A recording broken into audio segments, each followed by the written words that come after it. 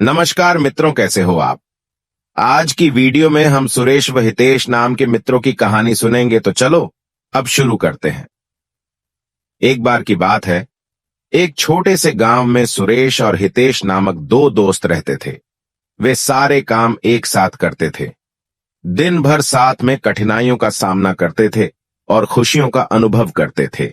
एक दिन जब वे घूमने निकले, तब उन्होंने गांव के पास के जंगल में एक पुराना कुआं देखा। वे उसके पास गए और उसे सूखा हुआ पाया। उन्होंने देखा कि उस कुएं में एक छोटा पौधा जीने की कोशिश कर रहा है। दोनों दोस्तों को पौधे के प्रति दया हुई और उन्होंने तय किया कि वे इसे अपने गांव में ले जाएंगे और इसकी देखभाल करेंगे। उन्होंने पौधे के नीचे से खुदाई की और उसे धीरे धीरे कुएं से निकाल लिया। वापस गांव में उन्होंने पौधे के लिए एक ठीक स्थान ढूंढा और उसे वहां रखा। उन्होंने उसे आशा नाम दिया, क्योंकि उन्होंने सोचा कि वो आशा और सफलता का संकेत है। समय के साथ सुरेश और हितेश अलग अलग दिशाओं में चले गए। वे अपने अपने काम में व्यस्त हो गए और उनकी दोस्ती में कमी आ गई। दूसरी तरफ आशा, जिसकी वे दोनों मिलकर देखभाल करते थे, वो भी अकेली हो गई और कमजोर हो गई। एक दिन जब हितेश गांव के पास से गुजर रहा था, उसने देखा कि आशा बहुत कमजोर हो गई है। उसकी पत्तियां सूख रही थीं और उसका रंग बिरंगा चमक खत्म हो गया था।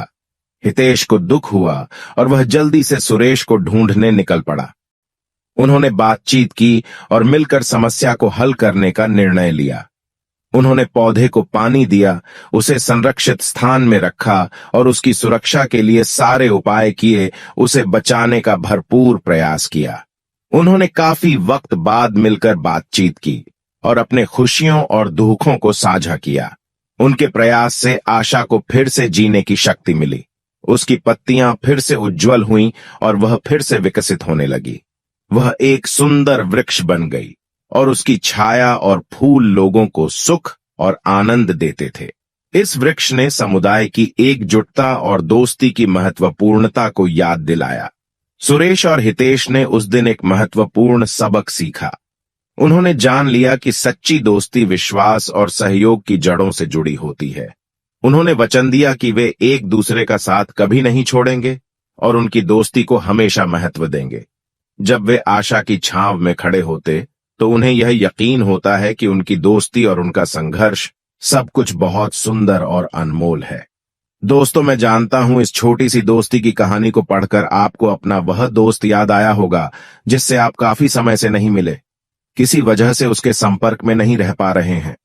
तो चलो, उससे मिलने की आज ही कोशिश शुरू करो।